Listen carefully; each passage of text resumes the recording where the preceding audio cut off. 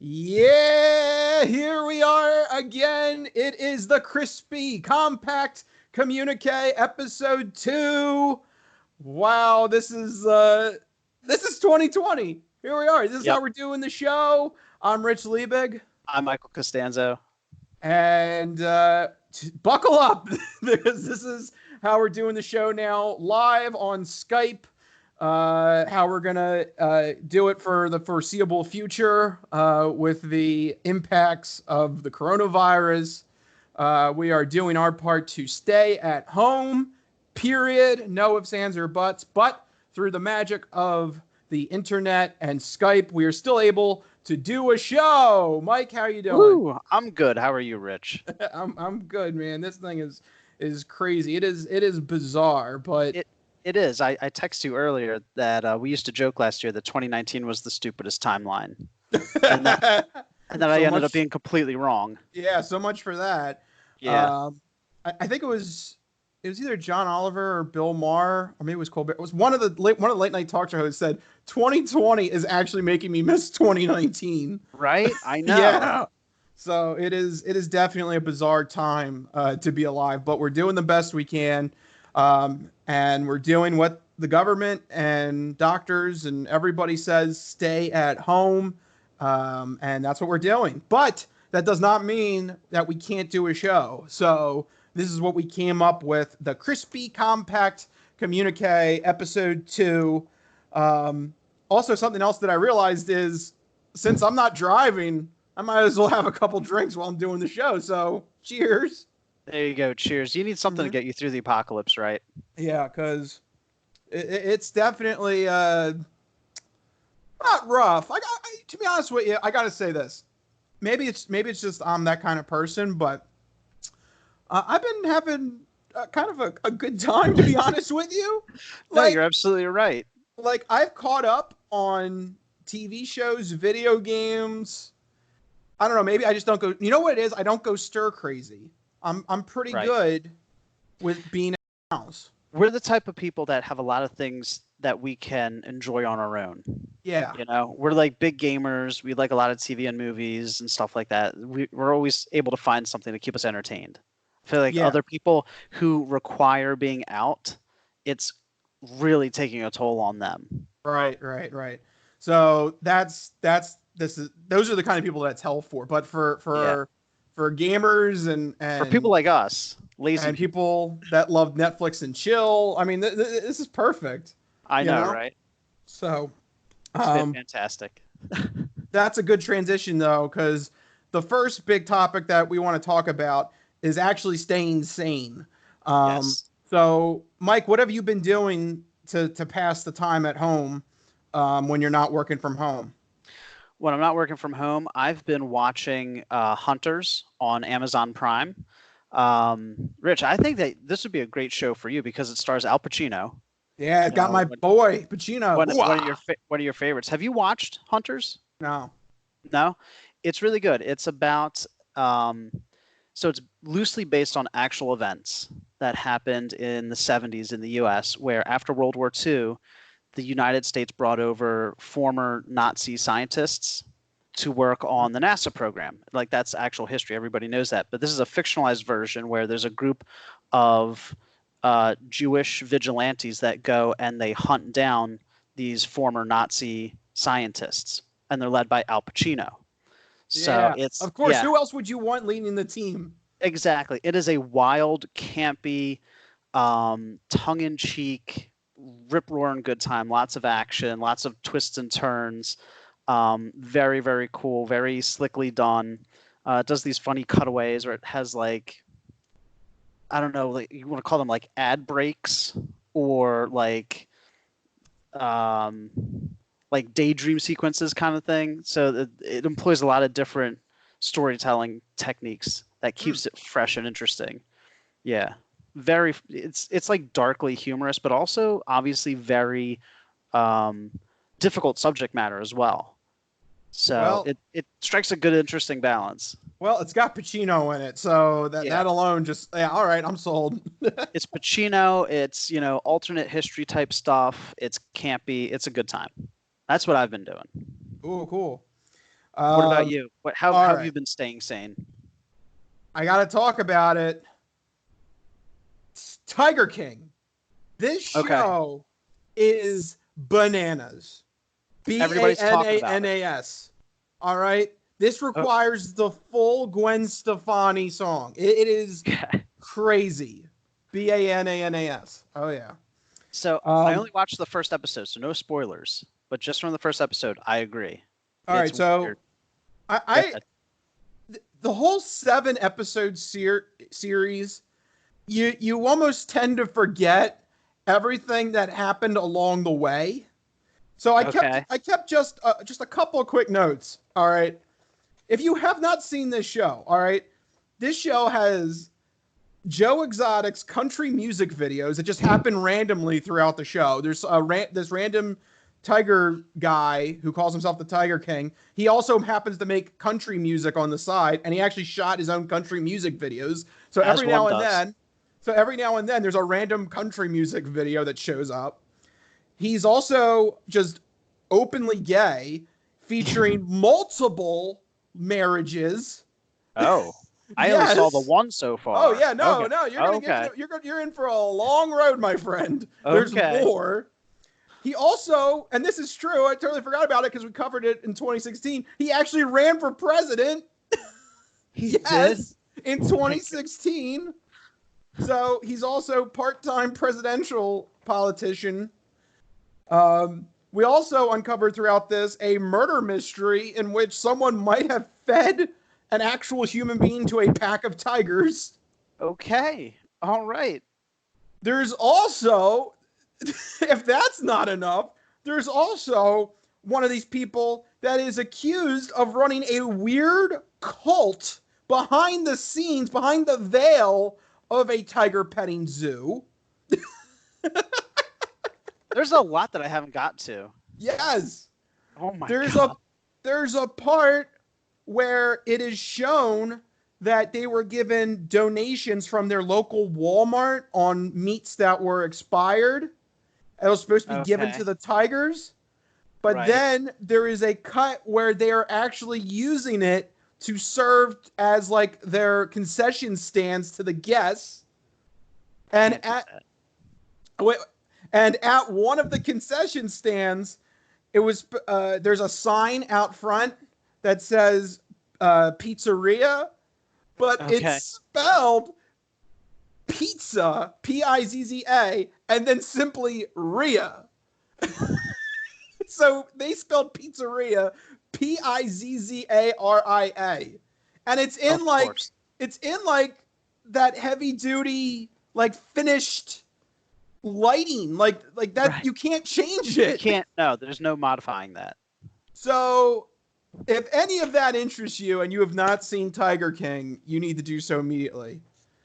That's only just the brief summary that I could give you as of this moment. There's so many other things that happens that's just Oh yeah. crazy and bizarre. That sounds like the spoiler-free version. Like I said, Yeah. I've only seen the first episode, and I'm like, what is this? Like part nature conservation PSA, part like story about this weird like gay tiger wrangler, part murder mystery. It's like it's all over the place, and it's fantastic, and I can't wait to watch more of it. Yeah. And the word I gotta say, this is probably the part that they probably got duped by. But they probably the filmmakers behind this, they probably sold this as, oh, we're making like an animal documentary or something. That's probably Right. how they were able to get all this footage. But the full 7 episodes really paints all these people in just negative lights because every Right. episode just gets more and more effed up. You're just like, oh my god, how has nobody like realized what has happened? How is like the police not have come down Well, and just been like, we've had enough of this? even in the first episode, they're completely ridiculous. Mike, it gets worse. I can't wait. So that's how I'm It- going to stay sane this it's upcoming week. it's like a chart. It's just every episode just gets crazier It's just and crazier. the weirdness just grows exponentially. You have only seen the tip of the iceberg if you've only watched the first episode. I've only scratched the surface. Mhm. I can't wait. Oh man, I'm even more excited now. So yeah, if you have not seen Tiger King, and you're not an essential worker, bam, that's what you're doing. You have to. Okay. It is just absolutely crazy, and you're gonna need to know it, because that's what all the memes are. That's all the memes have been for the last 40 hours that are non-coronavirus. Right. Have So all been related to Tiger King. it's actually educational. Yeah, you're gonna need to know this for pop culture references. Yeah, I mean, if you want to pass memology 101, you got to watch Tiger King. Yeah, It's very so, essential learning during these tough times. that's right. People be insane on Tiger Kings. Okay. You know what else But is insanity, though? yes, Is this next topic that we got to get to. We talked about it back when we had an actual 2-hour show, and now we're getting into it finally. Oh yeah, The NFL. when I saw this news bulletin going through, I was like, "Oh, Mike's gonna have 5 words about this." We got to talk about it. Yep. Well, I have 4 words right now. The NFL. That's not 4 words. The because I'm reading the rundown. It's only 4 words here, but I realized I had to add extra words to make it make sense. But the NFL is expanding. No, it's not. The NFL is expanding the playoff structure from 12 teams to 14 teams for this upcoming season. That's the big news. There's going to be a vote when this episode comes out, but from all the news sources I've seen, this is pretty much a done deal. It seems like they want to do it. It would be a shocker if this doesn't go through. Yeah. In which case, then we're going to do another episode. I mean, why not? We need stuff to talk about. Right. But for the most part, this is probably going to happen.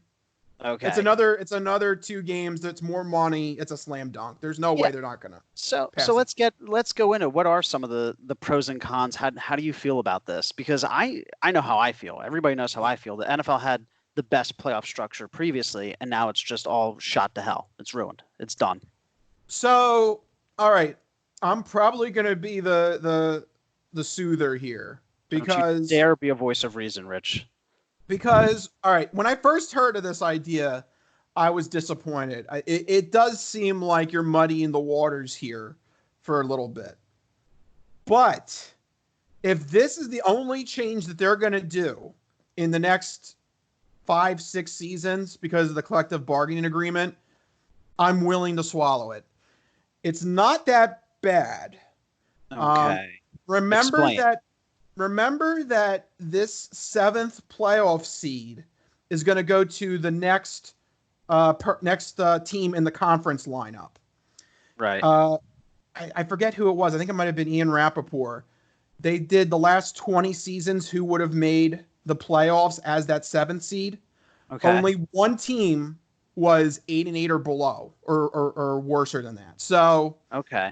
So the general rule of thumb is it's not going to let in a subpar team. It's good. It's probably for the chances are it's going to let in another team that goes like that 9-7. Maybe they had a bad start to the season and then they get hot kind of team. Like those fringe teams. Yes, but still a team, but still a team that has a claim to make the playoffs. They're still going to be above 500. It's not like basketball, all right? No, that's true. They're letting in subpar 500 teams. I have the actual percentages here. The NFL was previously allowing in 37% of the teams to the playoffs. That's jumping now to about 44% of the teams to the playoffs. Basketball lets in 53% of their teams to the playoffs, which is just absurd. That's ridiculous. I like the fact that it was limited, that you had to really prove your worth beyond a shadow of a doubt in the NFL. Now it's making it a little bit easier. It's watering down the competition a little bit. That's my concern, because it's like they talk about the teams that would have made it this past season. It would have been the Rams at 9-7 and the Steelers at 8-8, and potentially maybe the Bears or the Cowboys. Like, they're irrelevant teams this past season. Nobody wanted to watch them. They were mediocre at best. It just waters down the playoffs. You're going to force a 2 seed like the Packers to go and beat up on the Rams. Nobody wants to watch that. And it's pointless for the Packers that went 13-3 to have to face a 9-17 that barely squeaked in. My counterpoint to that would be, one, you can't be naive to think that there's not going to be any changes in the next decade. The NFL wants to expand. They're going to have to do something. Their end goal is an 18-game season, and they're trying to get to 18 games. They want to expand into other markets. They want to add new teams to the NFL probably. So this is all just stepping stones. Yeah. So if this is the only concession you're allowing, I think this is fine. I think this is doable. I think it still maintains the integrity of the playoffs. So you're more along the lines of like stop the bleeding before it gets too bad. Just give them this little inch before they take a mile. Okay. Right. Also, I think it makes that bye week super important. I think you're going to have teams when we get to week 14, 15, 16. It's not going to be enough now to just, be satisfied with the division. You're going to have to really make sure that you're the outright best record in the conference now. It's true. It will make the final weeks of the season much more exciting. Right. I think the downside is it'll make wild card weekend less exciting because of it. Well, because the watered down teams. It's like because then you have the 2 seed against the 7th seed. You're all right. So you're looking at it from the quality perspective of football, which I get. But the NFL wants quantity. I know. I get it. Yes. In terms of the spectacle, having that additional game per conference is going to be great because now you'll have 3 games on Saturday and 3 games on Sunday. Well, and that's what I'm reading. You could do it like Thanksgiving. You could do a 12 o'clock game, a 4 o'clock game, and a 7 o'clock game. Time. Both of those days. The NFL is going to love this. The NFL will own the weekend. Yes. Wild card weekend, they will own the entire weekend. Like you just said, it'll be like Thanksgiving or any other triple header day where it's, noon, 4, and prime time. Yeah. They could show football from 11 to 11, 12 hours straight, basically. Playoff football. Playoff football. Not just regular football, playoff football. Oh, no, I get the pursuit of quantity over quality. Yeah. I disagree with that. I get it from a business standpoint. I just disagree with it because look at how it works so well for basketball. They had to cancel the season, Rich. All right, that's a weird thread you're trying to shove in there. Look, if we could, I would say stay to the system that we do have now. But unfortunately, the NFL is going to demand expansion at some point. So you might as well just give them this inch. Make it a 14-team playoff, and at least you still have the bye week. That's where I get sketchy. I really like the fact that the NFL has that like bye week bonus, because I do feel like if you're talking about like basketball and hockey, there's kind of really no incentive for the overall records, to have the number 1 overall record. Right. So I do want that bonus thing to still be a part of the formula. Please don't make it an outright 16-team playoff. You keep talking about expansion. You keep talking about quantity over quality. That's the eventual end goal. Is 18 games, 40 teams, 16-team playoff structures. Just that's where they want to go. They want to keep expanding, make it bigger and bigger. But we'll have to wait and see how it plays out. Yeah. Because I love football. More football for me, I guess, even if it is subpar football, is still good because it means we get to talk about more football. Yes. So and Mike is happy. And really, we don't know how it'll play out. Maybe one of those 8-8 teams surprises us. It'll be a Cinderella story for the ages. Barf, whatever. We'll see. We'll find out. What? Barf? Yeah. What, you don't like a good Cinderella story? No, not when it's the Cowboys at 8-8. Oh no. Or the Steelers at 8-8, whoever it was, with backup quarterbacks and no wide receivers and running backs. Nobody wants to see that. But we'll see. I can't judge it before we've seen it. We'll have to see it play out in real life. Something else that I thought would be just a little interesting note to mention here for sports. This is kind of like our sports sampler part, but it's actually kind of entertainment too, because it is World Wrestling Entertainment, WWE. It bridges the gap. It does. I want to talk a little bit about WrestleMania 36, because just, this is going to be a WrestleMania unlike anything that we've ever seen, simply because of everything going on with the coronavirus.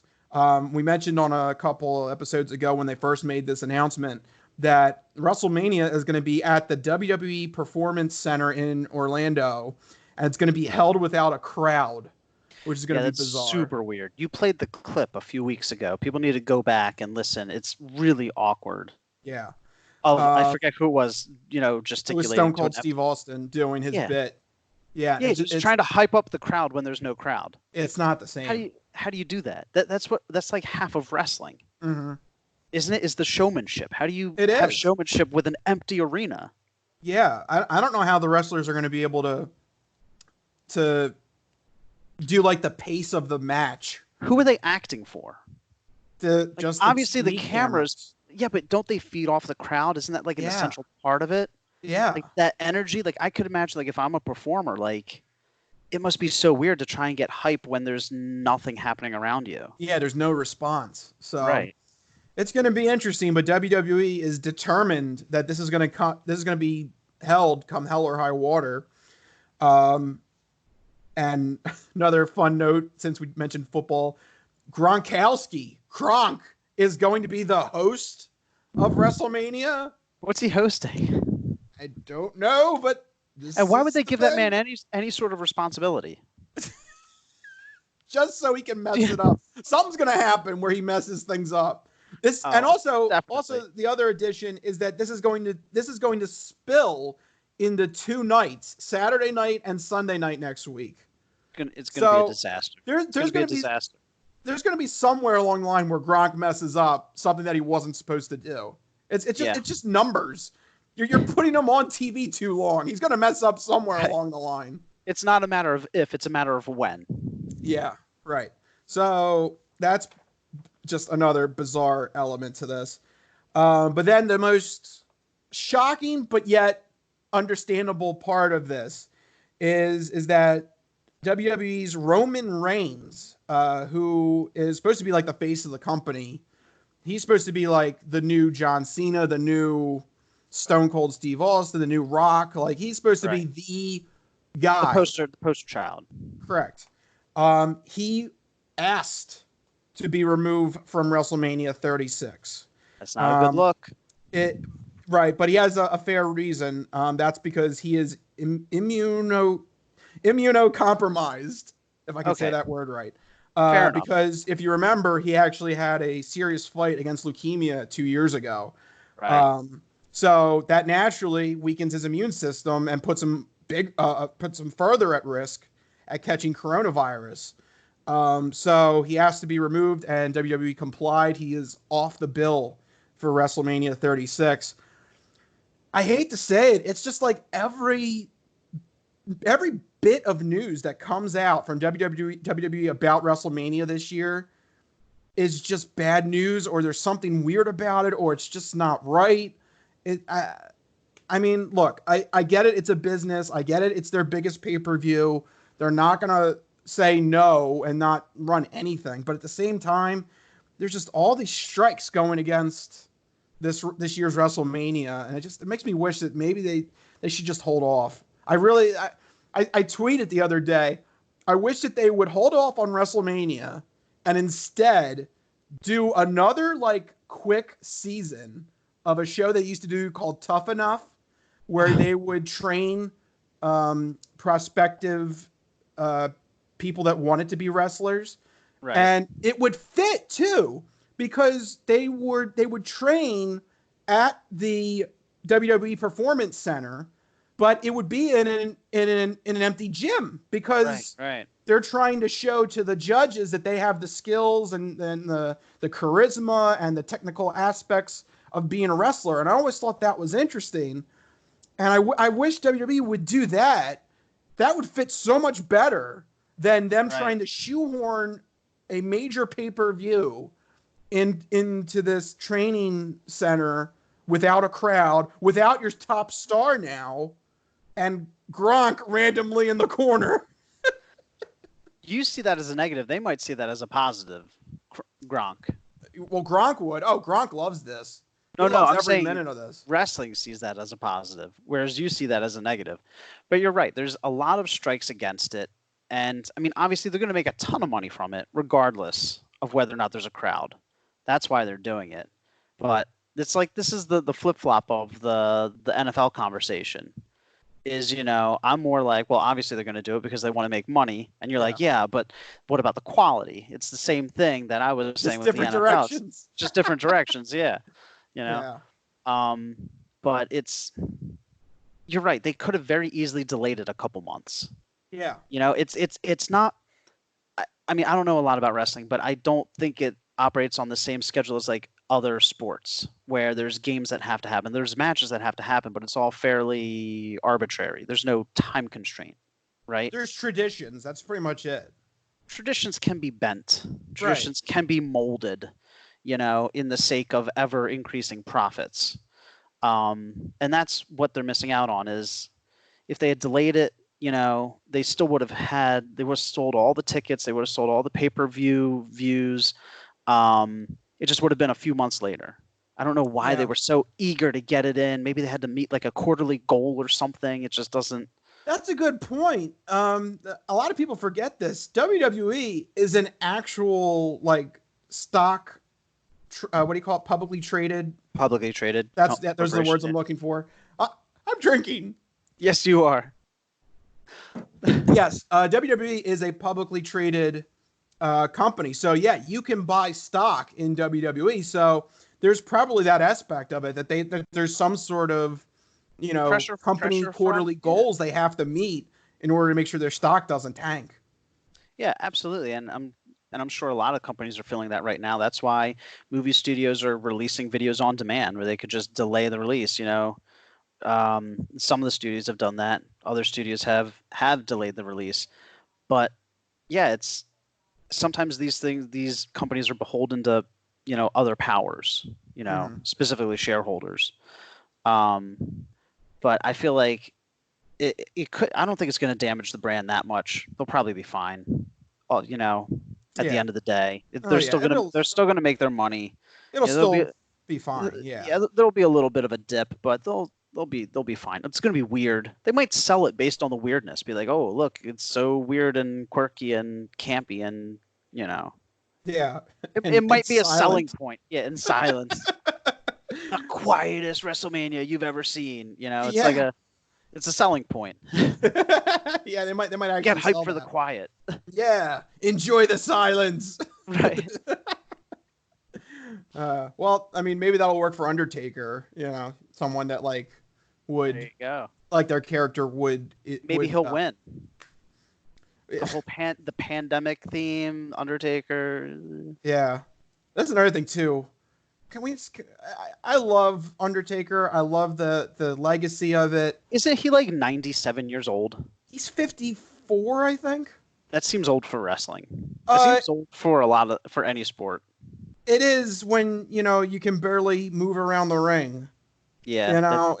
That's got to be getting awkward. Yeah. I love coming in with a cane or a walker, I love the Attitude Era wrestling, where you had Triple H, Shawn Michaels, Bret Hart, Undertaker, all these guys, Stone Cold, The Rock. But man, we gotta call it quits at some point, because when you can't make it around the squared circle, we need to stop. Yeah. Yeah. The nostalgia can only go so far. Can only sell so many tickets before it starts getting painful.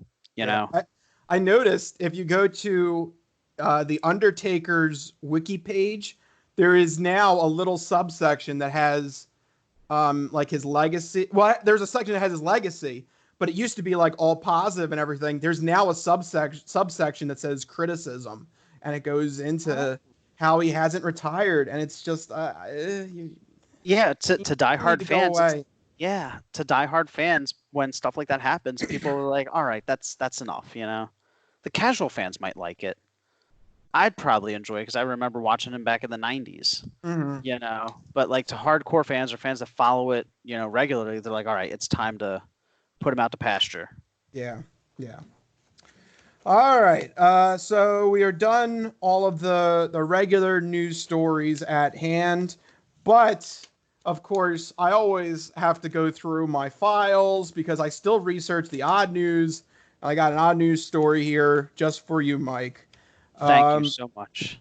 And of course, it is a Florida story. Of So course it is. without fail, good old Florida, always willing to help during the coronavirus. Everybody's got to do their part. Okay, Florida's pulling their weight. So wait, I just realized, Mike, I don't have the sound clip anymore. So why don't you do it in real time?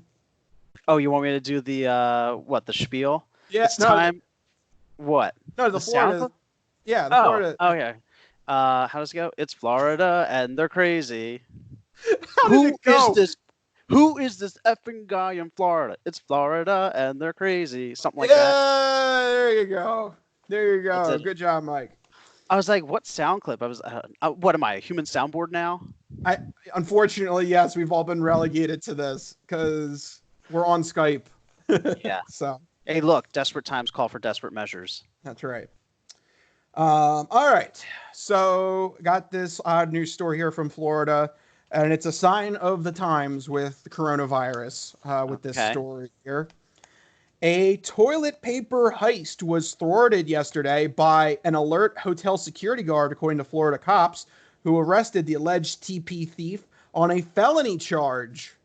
Wow. Yeah. Toilet paper's a felony now. Yeah, right? We're serious here. How dare you? Is serious. Getting the book thrown at you. Throw the book. Mm-hmm. I mean, that's a serious thing right now. People are, struggling for supplies, and for somebody to steal toilet paper, it's very inconsiderate. Yeah. How much toilet paper did you say? We'll get into it. Okay. Here's the story. According to investigators, a guard at a Marriott hotel in Orlando was patrolling around 1:30 in the morning when he spotted a man, quote, pushing a large trash can towards his Honda van. Yeah. Okay. Thought he could just get out of it. Is he pushing a large trash can, like one of those like stand-up ones with the wheels, or like a dumpster, or just like a metal bin, like he's dragging around probably one with wheels. Something to make it a little bit easier for him. Where did he get the trash can from?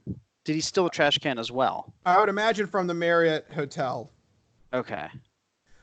When the suspect reached the vehicle, he removed a bag from the can and placed it inside his van.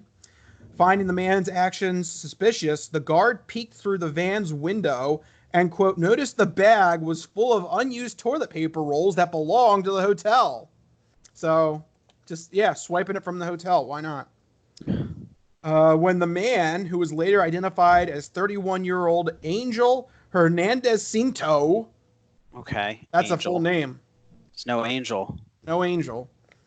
Hernandez-Zinto. Zinto? Yeah. There's a Z-I-N? weird Zinto at the end of it. Yeah. Okay. When he returned to the van, the guard confronted him, and that's when he admitted that he was taking the toilet paper. The bag, cops say, contained 66 rolls of toilet paper. That's an obscene amount of toilet paper. Yeah. You can't use that much toilet paper 66. in a reasonable. That's a lot of toilet paper. If you go through an entire roll a day, that's still more than 2 months of toilet paper. That's an that's entire a lot of tacos. Roll. You just have constant diarrhea for 2 straight months. A roll a day. Burritos. Look, during these times, you shouldn't be eating food that might give you stomach problems, okay? I'm just saying, you don't want to complicate matters. You don't want to make the quarantine even worse. Let me ask a question, though. Was it just for him, or did he have like a family? Because what if it was like a big family of like 8? Maybe that makes a little bit more sense. Okay, we'll get into that in just a second. Okay. I have an interesting side note. The hotel noted that each toilet paper roll is valued at 99 cents a piece.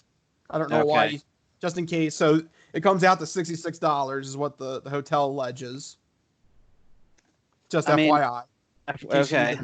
$66 of toilet paper? Yeah. You got a felony over $66. Yeah.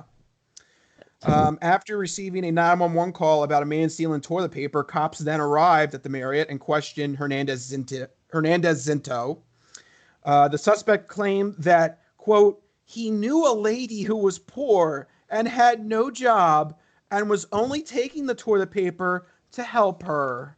Oh, the poor lady. She needed 66 rolls of toilet paper. Right.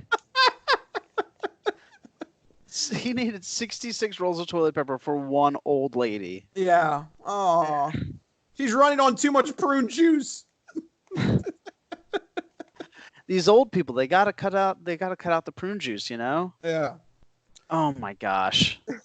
This guy's a saint. He's a hero. Yeah. He's a coronavirus hero. He's the coronavirus Robin Hood. Yes. Yes. Taking from the hotels and giving it to the needy. Yep. In this time of need. Just the toilet paper. Yes. Not food, not, medicine. No, food we're fine with. We got plenty of food everywhere.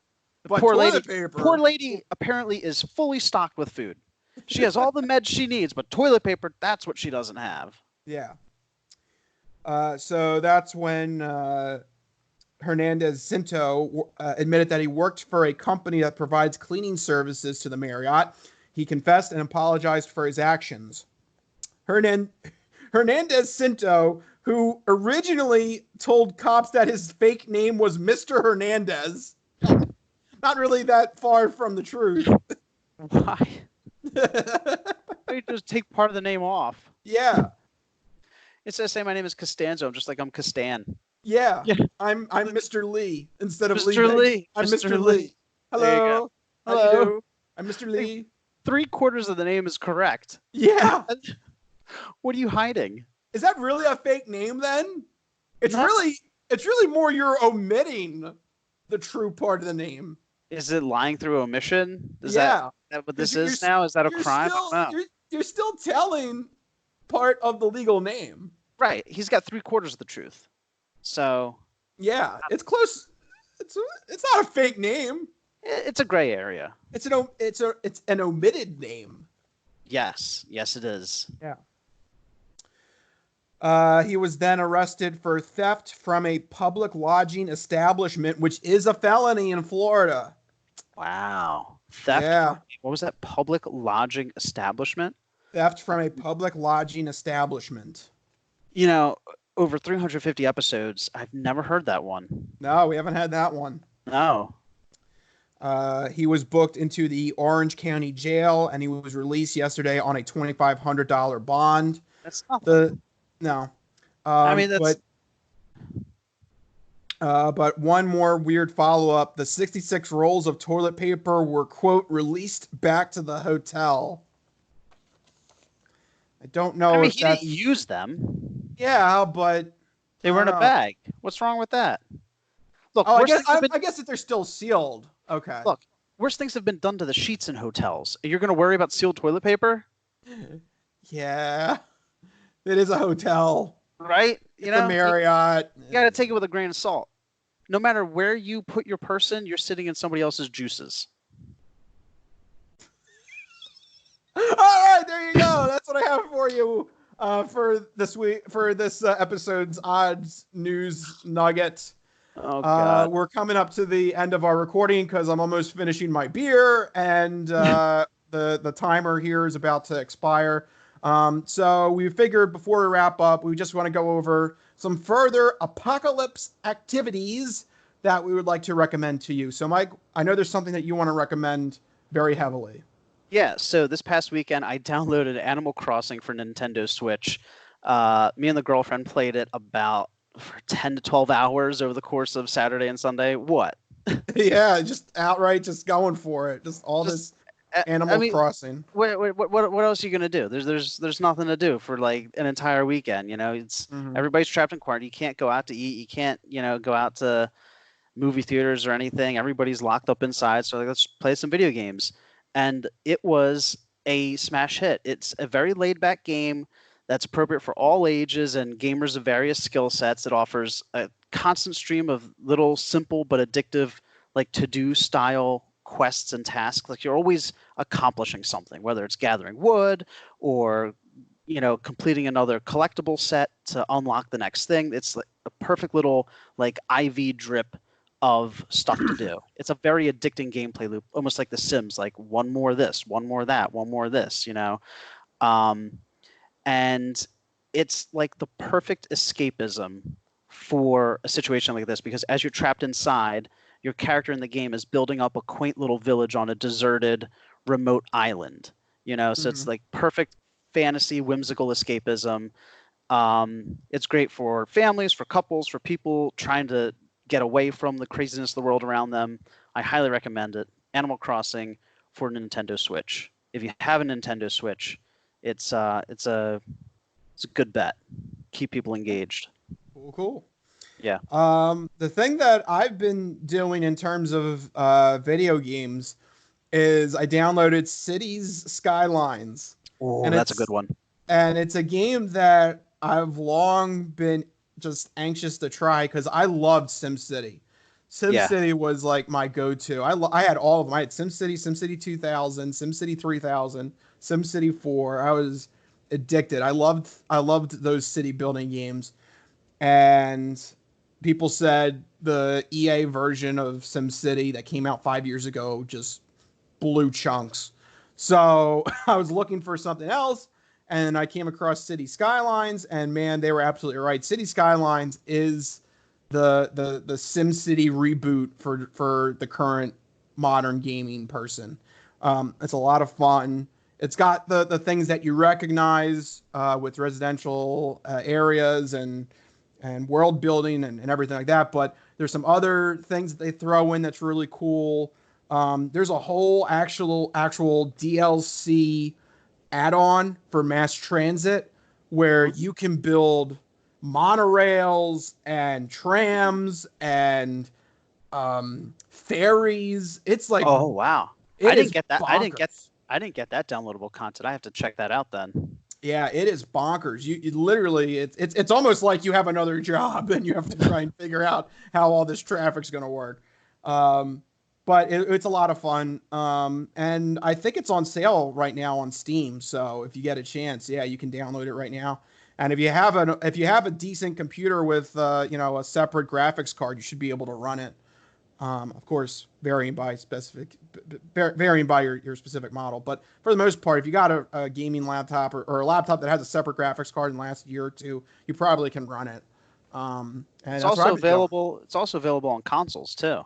Yes. It's probably a bit tougher to use the controller than it is to use the keyboard and mouse. But I think it's interesting we both chose games that allow you to like build or craft a world. As the world is falling down around us, we're like, no, we must build it back up. It will rise from the ashes like a phoenix. Okay, well, I wasn't going to get that grand scale. But what those world building games do is they just eat time. Like, yeah, I felt like I started Cities Skylines and I blinked and it was like 4 hours. I was like, oh my God, I didn't realize I spent this much time on this. All of a sudden it's Monday and you have to log in for work. You're like, whoa, what happened? Yeah, what's BS? Yeah. No, it's great though. It's that addicting gameplay loop where it's like you just want to, do one more thing before you turn it off, and one more thing becomes 100 more things. Yeah. So there you go. A couple of recommendations for you if you need something to do. There's a couple things right there. And I'd also recommend checking out my favorite TV shows right now, which are Westworld. I'm loving this current season. I haven't started yet. I like it. And Better Call Saul, which I'm addicted to as well. So there you go. A couple shows there. Yep. All right. But unfortunately, we're coming to the end of our Skype recording and the end of this podcast. The Crispy Compact Communiqué, episode 2. Hopefully you guys are enjoying this new way of us presenting to you the podcast. This coronavirus apocalyptic way that we're doing it. But at some point when this all blows over, eventually we will get back to the regular podcast as the one that you know and love. But in the meantime, yes, we will still do these Crispy Compact Communiques. So to make sure that you know when these come out, make sure you are following us on Facebook, Twitter, Instagram, and that you're following us on your podcast app of choice, because the audio version of this will go up on our podcast feed. So if you got Spotify, Google Podcasts, Apple Podcasts, Stitcher, any one of those, the audio version of this will go up there as well. That's right. You can also follow us individually if you want to send us stories that you want to hear us talk about. You can find us on Twitter. And I'm at Mikey Costanzo, MikeyCostanzo. And I am at Rich Liebig, RichLiebig. You can find us on the Twitter. Let us know what's happening in your world, or if you have a question that you want to ask us, we will tackle it on this Crispy Compact Communiqué. But for right now, we got to wrap this one up. And I don't know when. We'll come back and do another one depending on news topics that happen. It may be soon if something big happens, maybe a little bit, later in the week, but we shall see, and we'll give you the heads up on that. But for right now, I'm out of beer. So that's it. That's the show. That's it. That's the end of the show. So we'll see you guys next time. Anything else, Mike?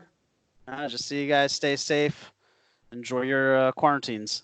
That's right. We'll see you guys later. See you guys.